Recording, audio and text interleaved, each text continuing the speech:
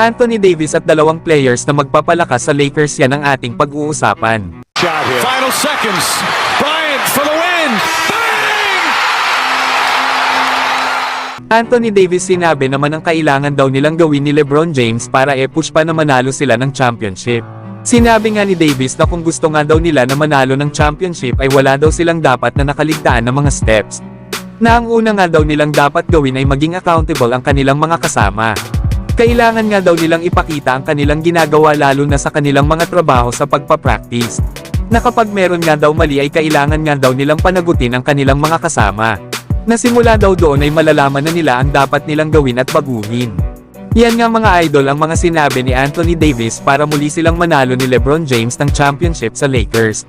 Alam naman natin na huli pang nanalo ang dalawang superstars ng championship sa Lakers ay noong 2019-2020 season pa.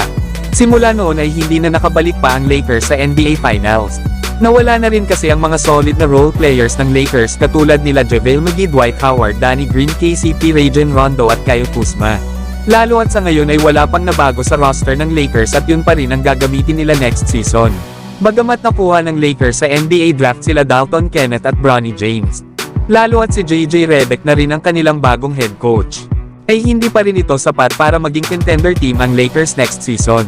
Kahit nasa kanila pa ang dalawang top 15 best players sa ngayon. Ang kailangan talaga ng Lakers ay isang sentro pa na makakasama ni Anthony Davis sa loob ng court. Mas lalakas kasi ang Lakers kapag bumalik si AD bilang power forward.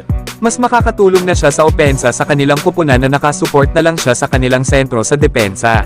Isa pa ay kailangan din ng Los Angeles Lakers ng mga sharpshooter na ipapalibot sa dalawa nilang superstars.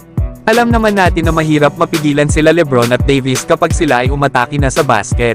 Kaya naman lahat ng defender ay nakafocus para sila mapigilan sa loob.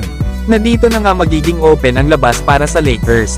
Na kung maraming sharpshooter ang Lakers ay magiging madali na kana LeBron at Anthony Davis ang opensa. Dahil ang gagawin na lang nila ay umatake sa basket na kapag iniwan ng mga kalaban ang bantay nila, ay ipapasa na lang nila LeBron at Davis ang bola sa kanilang mga shooter na ka-teammates. Kaya dapat talagang gumawa ang Lakers ng trade or mag-alis ng players para makapag-sign pa sila ng player na kailangan nila next season. Samantalang Lakers maaari daw maging legit na contender next season. Ito ay kapag nakuha nila ang dalawang players na ito mula sa Indiana Pacers, na kung saan ay makukuha nila si Miles Turner at Benedict Mathurin. Habang ibibigay naman ng Lakers sila Rui Hachimura, Austin Reeves, Jackson Hayes at isang 2031 first round pick. Solid nga daw ang trade na ito para sa Lakers. Dahil itong si Miles Turner ay merong floor spacing at shot blocking abilities. Mae-stretch nga nito ang floor para sa Lakers bilang isang sentro. Na kung saan ay magbibigay daan kana LeBron at Davis na makapag-operate at drive sa loob ng basket. Ang kagandahan pa nito ay magiging malaya na si Anthony Davis na gawin ang mga bagay na hindi niya nagagawa sa opensa noong ito ay sentro pa sa Lakers. Dahil mapupunta kay Miles Turner ang pagiging primary rim protector. Lalo at last season ay nag-average ito ng 17 points at 7 rebounds sa loob ng 77 games. Si Miles Turner nga ay nasa expiring contract na kung magiging maganda nga ang kanyang performance sa Lakers ay maaari pa nila itong bigyan ng panibagong kontrata. Pero kung pipiliin nga ni Miles Turner na maging free agent sa susunod na off-season, ay sapat na marahil ang isang season para tulungan ang Lakers para maging contender team lalo na pagdating ng playoffs. Para naman kay Benedict Mathurin ay isa nga itong energy guy at scorer. Bagay na bagay nga ito sa sistema ng Los Angeles Lakers. Bagamat nagkaroon ito ng injury last season para malimitahan lamang ito sa 59 games. Pero solid pa rin naman ang performance nito na kung saan ay nag-average ito ng 14 points, 4 rebounds at 2 assists per game. Maaasahan nga ng Lakers ang pagiging scorer nito sa perimeter at ang mga drive ni Benedict Mathurin sa basket.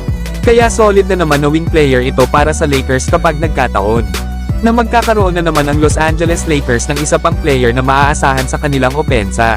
Na dito nga ay maaaring ang maging starting 5 ng Lakers ay sila D'Angelo Russell bilang point guard. Shooting guard naman si Benedict Mathurin. Habang small forward naman si LeBron James at babalik naman bilang power forward si Anthony Davis. At si Miles Turner naman ang magiging sentro para sa Lakers. Solid nga ang lineup na ito lalo at mix ito ng veteran leadership, na merong mga defensive at offensive players. Lalo na kay Miles Turner na may ability na magbigay ng floor spacing at protektahan ang rim. Habang si Benedict Mathurin naman ay magbibigay ng scoring sa opensa ng Lakers. Pero kayo mga idol, ano ang masasabi nyo sa trade idea na ito para sa Los Angeles Lakers?